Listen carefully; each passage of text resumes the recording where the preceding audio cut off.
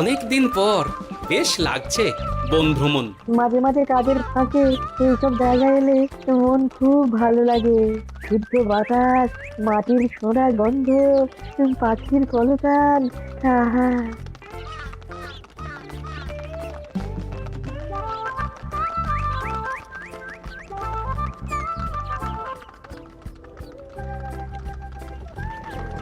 মহারাজের রথ থামছে। আমরা এইখানে বসে আজ রাজকার্য পরিচালনা করব। মন্ত্রী, তুমি ঝটপট এখানে বসার বন্দোবস্ত করে দাও। আমি এক্ষুনি ব্যবস্থা করে দিচ্ছি মহারাজ। এখানেই আমাদের বসার জন্য ছাউনি করে দাও। এক্ষুনি করে দিচ্ছি মন্ত্রী মশাই। এরা বসার জায়গাটা করে দিক, ততক্ষণ আমরা একটু হেঁটে আসি।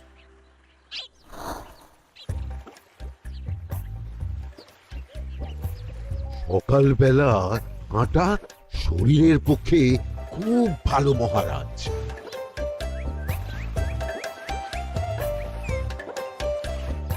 আগেকার দিনে রাজা মহারাজরা এই সব বনে মৃগয়া করতে আসতেন। মৃগয়া একদম ভালো নয় মন্ত্রী। তুমি জঙ্গলে আসছো অন্য প্রাণীদের মারতে। কেন মারবে? ওরা তো তোমার কোনো ক্ষতি করেনি। না, তা করেনি, কিন্তু তখন ওটা রাজা মহারাজাদের খেলা ছিল। শুনেছি আপনার প্রপিতামহ খুব ভালো বাঘ শিকার করতেন, অনেক বাঘ মেরেছেন। মন্ত্রী, তুমি একটা কথা হয়তো জানো না। আমার প্রপিতামহ শিকার করতেন, কিন্তু কোনো স্বাভাবিক জানোয়ারকে নয়, যে বাঘ মানুষ খেকো হয়ে প্রজাদের ক্ষতি করত। আমার প্রপিতামহ সেই সমস্ত বাঘদেরই মারতেন। এছাড়া উনি বন্য প্রাণী সংরক্ষণ করতে বড়ই ভালোবাসতেন।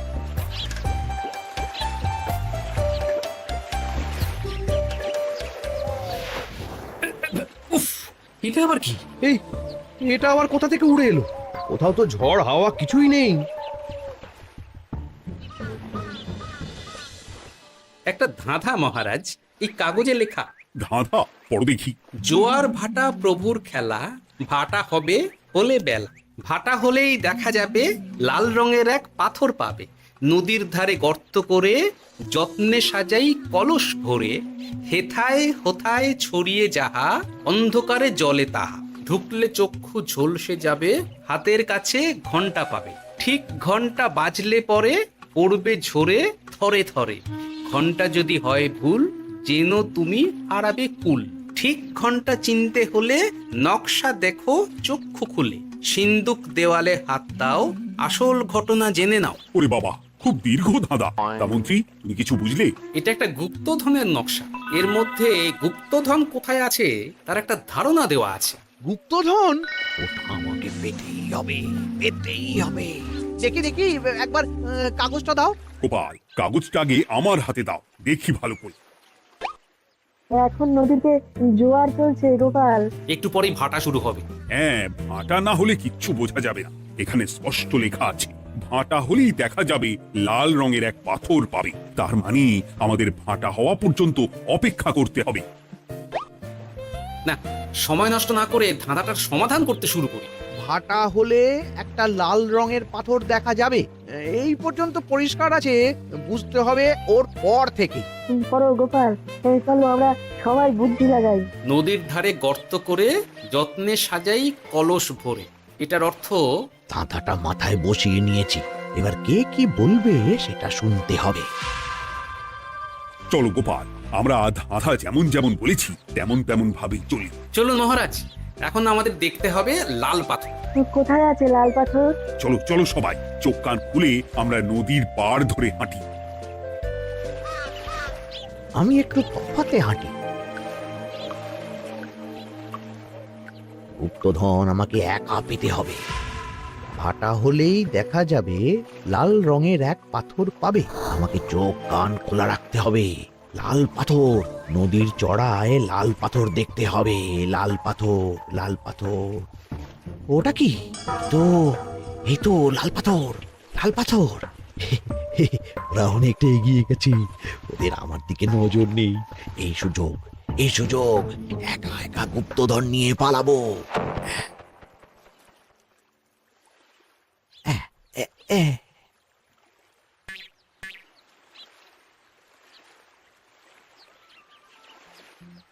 কি গো, আমরা তো হেঁটেই চলেছি, লাল পাথর তো কই দেখতে পাচ্ছি না। আরেকটু হাঁটতে হবে মহারাজ, গুপ্তধন বলে কথা, ও কি আর সহজে ধরা দেয়? সেটা অবশ্য সঠিক কথা। আচ্ছা, আমরা সবাই তো আসছি হেঁটে হেঁটে, মন্ত্রী মশাই গেলেন কোথায়? ও কি যে ঘটে। সত্যি তো, মন্ত্রী কোথায়? ও সেনাপতি, মন্ত্রীকে দেখেছো? কই না তো মহারাজ। তাহলে কোথায় গেলেন মন্ত্রী মশাই? এই জঙ্গলে বাঘ ভাল্লুক আছে, শেষে কিনা বাঘে নিল। হায় হায় হায়, মন্ত্রী গিন্নির কাছে আমি কি মুখ দেখাবো? হুম, বাঘ ভাল্লুকের পেটে যাবার লোক তো মন্ত্রী মশাই নন। ও গোপাল, কি ভাবছো? কিছু তো একটা বলো। এখন আমাদের মন্ত্রী মশাইকেই খুঁজতে হবে। তবে মন্ত্রী মশাই বাঘ ভাল্লুকের পেটে যায়নি। তুমি নিশ্চিত হচ্ছ কি করে? অত পেঁচালো মানুষকে বাঘ ভাল্লুক গন্ধ শুকেই ছেড়ে দেবে, হজম করতে পারবে না। না না না, এখন রসিকতা করার সময় নয়, আমাদের মন্ত্রীকে খুঁজে বার করতেই হবে। কোথায় গেল মন্ত্রী? চলো চলো, গুপ্তধন মাথায় থাক, চলো মন্ত্রীকে খুঁজি। আহ, মন্ত্রী কোথায় গেল কে জানে। একবার পুরো ধাঁধাটা ঝালিয়ে নি। ভাটা হলেই দেখা যাবে লাল রঙের এক পাথর পাবে। ভাটা হয়েছে, লাল রঙের পাথরের মাথায় চাপ দিয়ে গুহার মুখও খুলেছি। এবার এবার নদীর ধারে গর্ত করে যত্নে সাজাই কলস ভরে। এটাই তো ঠিক বুঝতে পারছি না।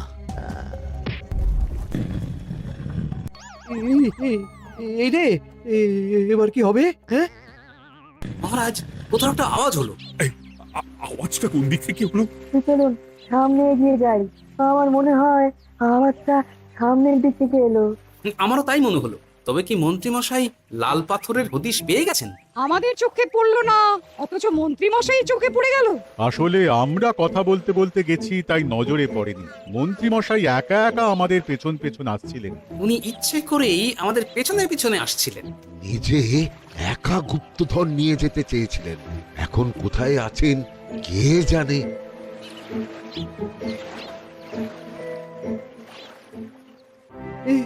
অন্ধকারে কিছু দেখতে পাচ্ছি না তো।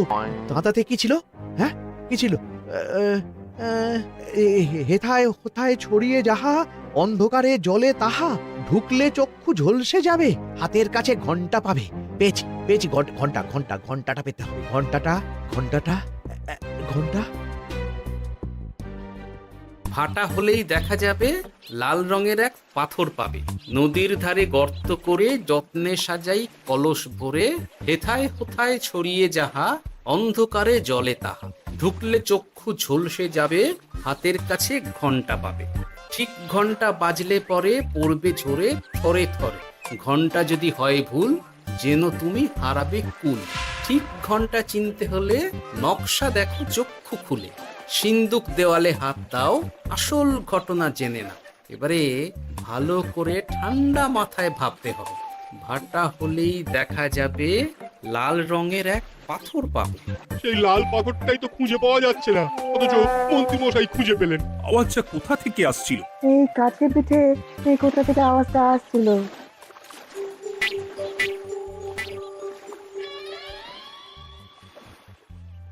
এই তো, এটাই মনে হয় সেই লাল পাথর। একটু নাড়িয়ে চাড়িয়ে দেখি তো কিছু হয় কিনা।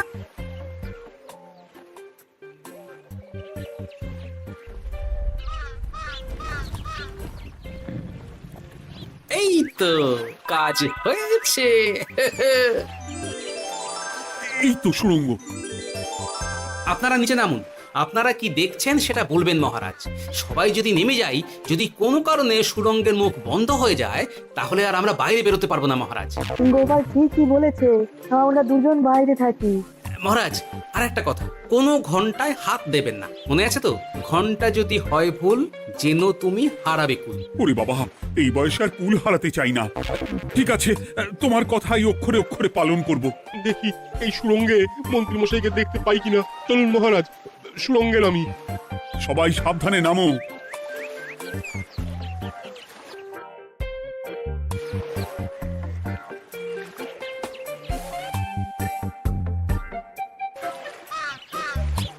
মহারাজ, ওখানে কি কি দেখতে পাচ্ছেন? ওখানে কি মন্ত্রী মশাই আছেন? না গোপাল, মন্ত্রীকে এখনো দেখতে পাইনি। শুধু আমি এখানে অজস্র পাথর দেখতে পাচ্ছি। পাথরে পাথরে ছয়লাভ, ছোট বড় অজস্র। পাথরগুলো বড় অদ্ভুত, কিরকম কিরকম মানুষ মানুষ করুন। লম্বা বেঁটে হরেক রকম। মানুষ মানুষ গরম, সেটা কি রকম? আর কিছু? কোনো কলসি কি দেখতে পাচ্ছেন? কলসি তো দেখতে পাচ্ছি না। মহারাজ, কলসি থাকতেই হবে, কারণ ধাঁধায় লেখা আছে নদীর ধারে যত্ন করে যত্নে সাজাই কলস ভরে। গর্তটা আসলে হলো সুড়ঙ্গ, কিন্তু কলস। মহারাজ, মহারাজ, এইদিকে এইদিকে একটা কলসের মতো কি যেন আছে। এইদিকে আসুন, এদিকে এদিকে। হ্যাঁ গোপাল, দেখতে পেয়েছি। এবার আমি যেরকম যেরকম বলবো সেই রকম সেরকমই করবেন। আমি বিজ্ঞানীকে নদী থেকে জল তুলে পাঠিয়ে দিচ্ছি। পাত্র কোথায় পাবে? আমাদের জল খাবার যে পাত্র আছে সেটা আনতে লোক পাঠাচ্ছি। ঠিক আছে। শুধু একটা কথা বলছি, আপনারা কেউই সুড়ঙ্গের ভেতরে কোনো কিছুতে হাত দেবেন না। কেন গোপাল? সব পরে বলবো, এখন আমি যা বলছি সেটা শুধু মনে রাখুন। সুড়ঙ্গের ভেতরে কিছুতে হাত দেবেন না। ঠিক আছে। প্রহরী, তুমি যাও, যেখানে আমাদের বসবার আয়োজন করা হয়েছে সেখানে গিয়ে একটা জলের পাত্র নিয়ে নদী থেকে জল ভরে নিয়ে এসো। গোপাল, মন্ত্রী মশাই কোথায় গায়েব হয়ে গেলেন? কোথাও গায়েব হয়ে যাননি বিজ্ঞানী, কোথাও গায়েব হয়ে যাননি উনি। উনি ওই সুড়ঙ্গের ভেতরেই আছেন। কিন্তু কেউ তো ওনাকে দেখতে পাননি। সম্ভবত পাথর হয়ে আছে। এখন কিভাবে পাথর হয়েছেন সেটা তো আমি বলতে পারবো না। সবটাই স্বপ্নের মতো লাগছে।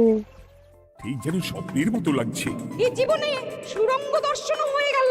আমাদের পাতাল প্রবেশ। পাতালে আসিয়া আমি মনে মনে বলি, গুপ্তধন নিয়ে আমরা যেন সৎ পথে চলি। তোমার এখনো কাব্য আসছে সভাকবি। আসছে মানে কাব্যের সাথে আছে রোমাঞ্চ, করছে গা শিরশির, হচ্ছি আমি অধীর। মহারাজ, জল দিয়ে বিজ্ঞানীকে পাঠাচ্ছি।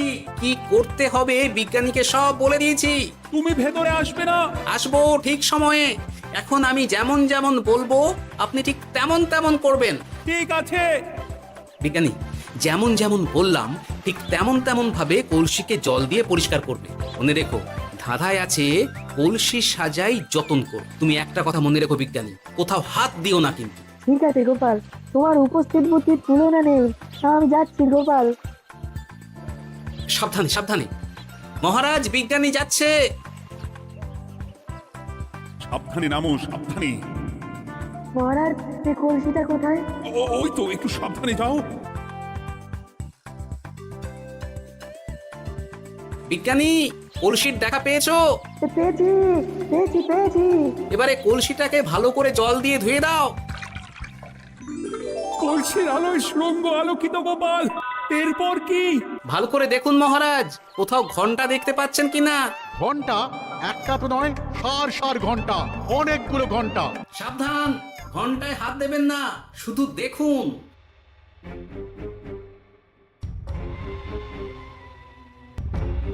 মহারাজ, আমরা গুপ্তধনের খুব কাছে চলে এসেছি। তাই নাকি? কি মজা কি মজা, এবার খাবো ক্ষীরের গজা। আহ, সভাকবি চুপ করো। এখনো আমরা গুপ্তধন পাইনি। বাবার মুখে দাঁড়িয়ে। সবগুলো তারা আঁকা। বিজ্ঞানী, কোনো ঘন্টায় চাঁদের নকশা করা আছে কি? একটু দেখে বলো না। আমি আতস কাজ নিয়েই দেখছি, সব ঘন্টাতেই তারা আঁকা। খবরদার, কোনো ঘন্টাকেই ছোঁবে না। ঠিক আছে, কোনো কিছু না ছুঁয়ে আমি দেখছি। পেয়েছি গোপাল, চাঁদ আঁকার ঘন্টা পেয়েছি। ওই ঘন্টাটা বাজাও, বাজাও।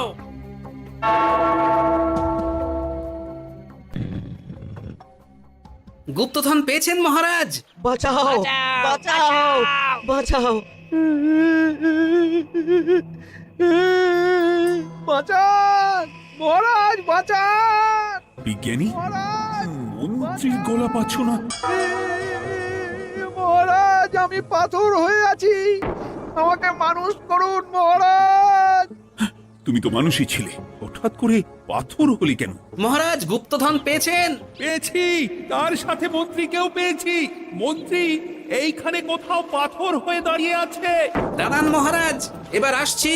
সাবধানে এসো।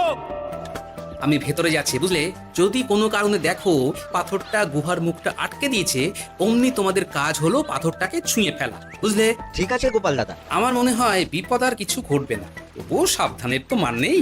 ঠিক আছে, তুমি নিশ্চিন্তে ভেতরে যাও।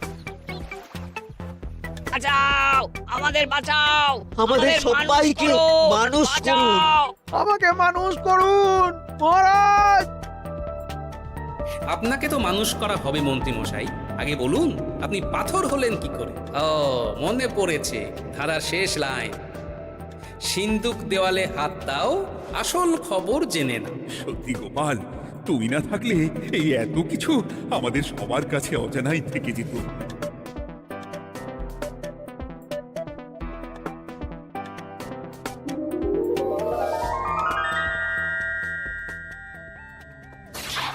ধন্যবাদ আমাকে মুক্ত করার জন্য। আপনি কে? আমি যক্ষ। আমাকে এই ধন সম্পত্তি পাহারা দেওয়ার জন্য এক ডাকাত দলের সর্দার যক্ষ করে রেখেছিল। আমি 100 বছর ধরে এইখানে যক্ষ হয়ে আছি। আমি তোমার জন্য মুক্ত হলাম গোপাল। এই সম্পত্তি তোমার গোপাল। সম্পত্তি নিয়ে আমি কি করব? আমি এই সব সম্পত্তি মহারাজকে দান করলাম, রাজ্যের অনেক কাজ হবে। তুমি ধন্য গোপাল, তুমি ধন্য। এবার আমার যাবার সময় এসেছে, আমাকে যেতে হবে। যাবার আগে এই পাথরগুলোকে মানুষ করে যান। এরা সব লোভী। আমি আমার সীমিত ক্ষমতায় এই গুপ্ত ধনের ধাঁধাকে এখানে যারাই ভ্রমণ করতে আসে তাদের হাতে তুলে দিই, কিন্তু কেউ এই ধাঁধার সমাধান করতে পারে না।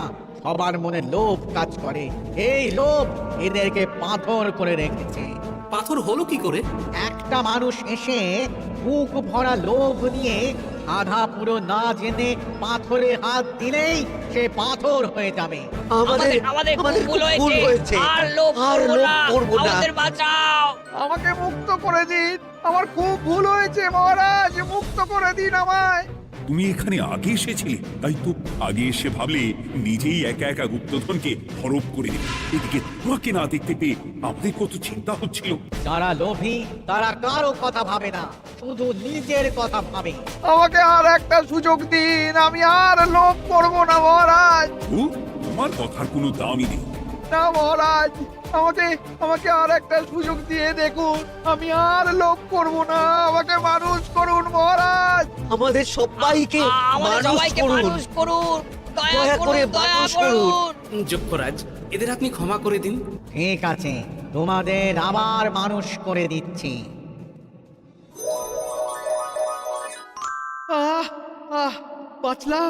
বাঁচলাম। এই রকম বারবার বাঁচা যাবে না কিন্তু।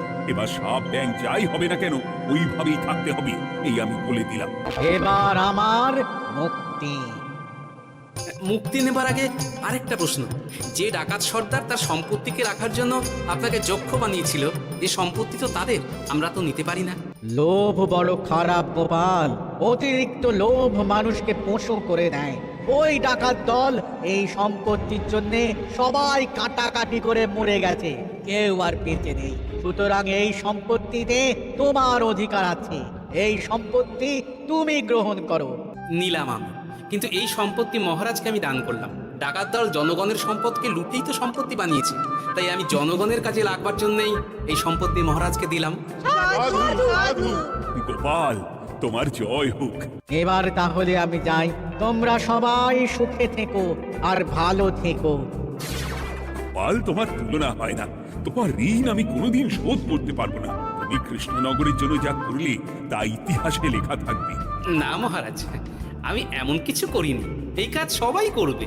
জয় গোপালের জয়, জয় গোপালের জয়, জয় কৃষ্ণনগরের জয়। জয় কৃষ্ণনগরের জয়।